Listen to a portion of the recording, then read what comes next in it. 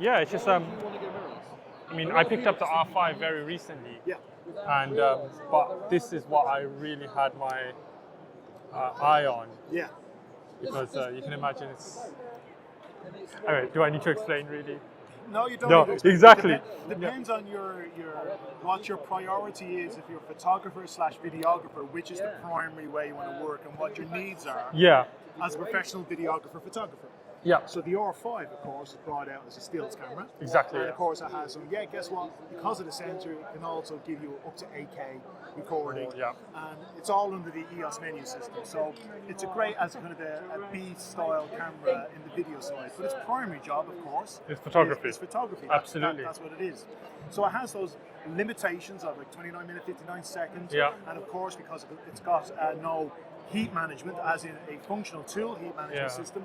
The heat management tool that was put inside it was time limits. And over time, as you know, with the firmware updates, Canon have been able to open those up a bit, leave it to the customer. You know, it's going to get hot, but at least we'll open it up so you can use them. Yeah. So that's all been done on that. But the R5C, I think a lot of people were just expecting that this was going to be an R5 with a fan. It's more than that. It's much more than that. It's much more than that. So it has the two operating systems inside it. So it has the EOS menu system, but in the video it has Cinema EOS menu system. So yeah, you have your Cinema EOS menu system and your EOS menu system. Yeah. Now the benefit of having the Cinema EOS menu system is it has all the professional exposure tools that you'd expect in a video system, so waveform monitor, false color, all those things that you don't find in the EOS menu system.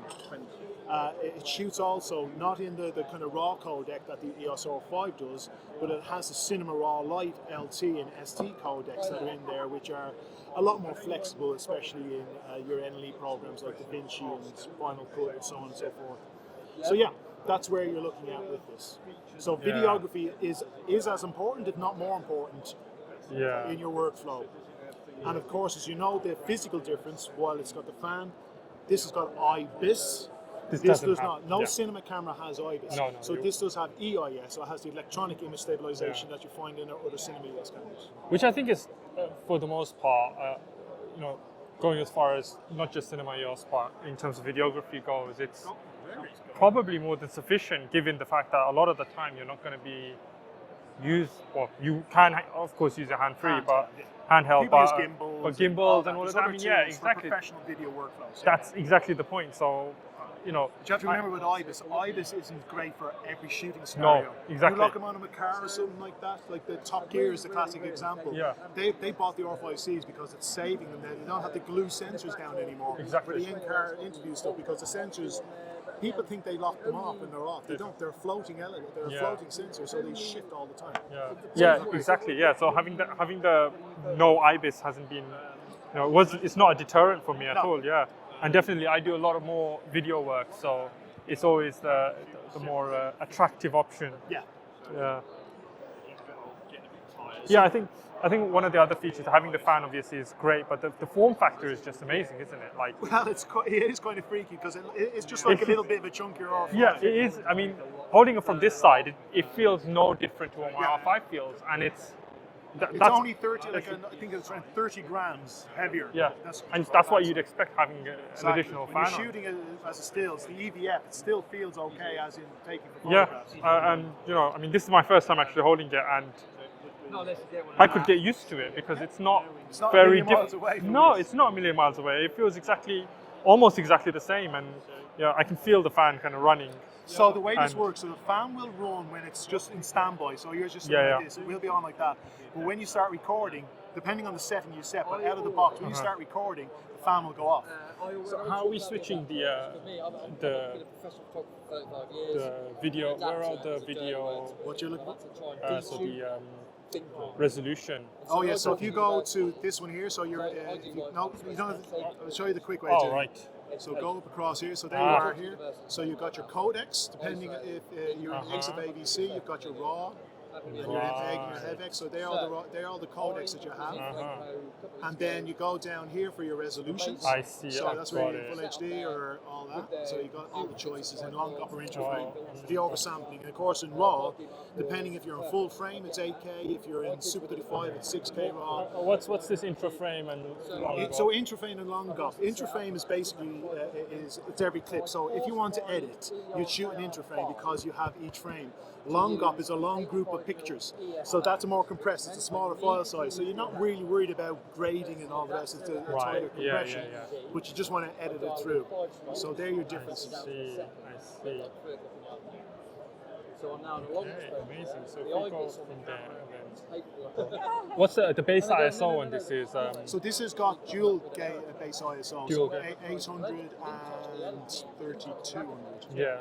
So they were saying like the R5 has a hidden base ISO of 3200. It's the same as well. sensor. So it makes sense, sensor, but it's not officially announced for the R5 that it was due. Because the EOS menu system it's a stills menu system, so having dual base ISO in there, it's not designed. It's not designed for it. It's Cinema EOS menu system works it. Because I've done a few tests with it, and sticking it on the 3200, you can see it will just happen. it will just happen. Canon never promoted it. Yeah. You can increase it, like you're in a darkened area. If you want to go up in the ISO a bit more, just go up in the ISO. Yeah. So you got your function button there to just change it and then use your dial. If you want to go up to higher ISO, all right, there we go. 32 or something. There we go. Let's hit that. Oh, hang on a minute, what other way? Down the corner? No, you don't know. All right, yeah, I can see. Not many do nowadays. I mean, that definitely. Yeah, I think the main thing is obviously getting used to the Cine menu system, and because I'm so used to the EOS, that's why I'm like struggling. It's like, I don't know what. You do have to learn it. Yeah, and with the custom functions, how many is it the same as with the R5 where you've got the three custom? Well, there's technically more. So the way this works is really good. You can see the way with the buttons, for example, you've got the menu button on the button, and then beside it saying what display is. So that's video, that's photo. When you customize any of these buttons, you can have them set in the EOS menu, and it will remember all the customizations in the EOS. And you got the Cinema EOS, and you customize any of them. It'll save them in that one as well. So. Oh right. Yeah. So you've got plenty of them there. I think there's like around 12. Oh wow, that's amazing. Vehicle. Yeah, Of course, lovely. it has time code in as well. Ah yes. Of course. Yeah, I think having never used a Cine camera, this is obviously a great. It's a little bit of a learning It's a curve. bit of definitely a learning curve, and Because you'll have to get into understanding waveform monitors. You can understand you can use false color and stuff like that, which is all in there, which are all the professional exposure tools for video. yeah, because I do a lot of video work, but it's always been with Mirrorless. a mirrorless, like I've had the R6, Yeah. this guy. So yeah, definitely kind of jumping into I think that was one of the other kind of reasons that I kind of deterred from getting this, because I only got the R5 about less than 3 weeks ago. Oh, okay, it's quite new. So to it's you. quite new to me. So Okay. I've had the R for over a year, and I absolutely love the R. It's like probably one of my favorite good. mirrorless cameras. Excellent. But and then I had the R6 for a while in the interim, and I literally just posted a video about why I didn't like the R6. Okay. And it's nothing to do with the quality, and more to do with some of the functionality that I just didn't like. Yeah. There's limited functionality on it. Yeah, I Again, mean, it's on made the that video way. side. Yeah, it's on the it is exactly. It's on the video side, on the and I video think side, yeah. for somebody who does video Primarily. it wasn't built for purpose. And then I just jumped into the R5 because I was like, it's between the R5 and the R5C. This thing secondhand is pretty much non-existent right now. Of course, it's so Getting- new. Yeah, it's exactly. So getting the R5 secondhand was a lot cheaper, and the familiarity of the menu system is definitely something that kind of, I was like, am I ready to, even though I work professionally, am I ready to kind of delve into the cinema system just yet? Because there's so much learning to do. Oh, there is. You have to understand it a bit. Yeah. So yeah, definitely something I'd want to explore in the near future as I expand. Yeah. But Get that. Totally. You don't mind if I take a little bit of a B-roll?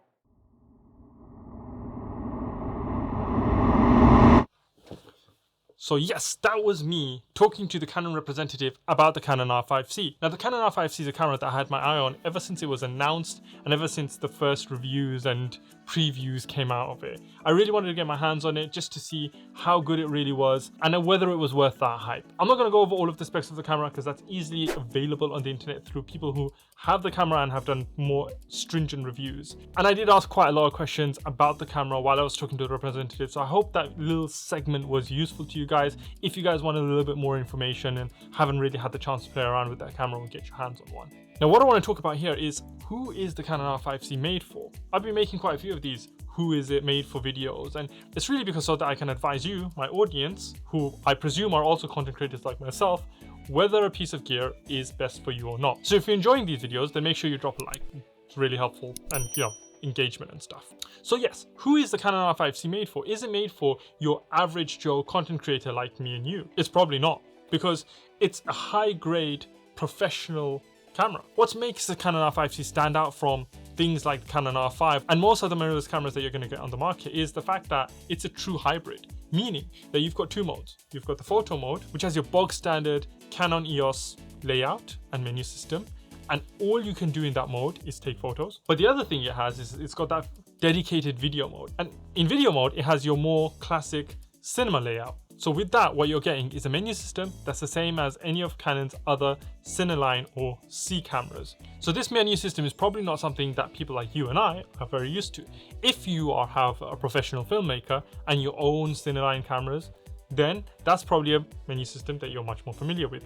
But if you are, you'd probably not be watching this video. Now, the reason that I say that this isn't made for people like you and me is because when I had a look at that menu system, and I'm pretty sure it's quite apparent from when I'm fiddling around with that camera in that little segment at the beginning, it's a bit confusing. It takes a little bit of time to kind of adjust. But the point is, for a content creator who's making content for things like YouTube or social media, do you really need that an advanced camera? I mean, the camera can do 8K up to 60 FPS if you have external power. You're never going to be able to film something and upload it in 8K and justify doing that. 99.99% of the people on this planet do not have an 8K screen to be able to view 8K raw footage. And that goes the same for people who have the Canon R5. Filming in 8K just doesn't make sense. Now, yes, there are advantages of having a camera like the Canon R5C. It's fantastic, it's super high quality, it has advanced video features that the Canon R5 doesn't have. It doesn't overheat, you have unlimited runtime. This is a camera built for run and gun professionals, people who need a cinema quality camera but on the go.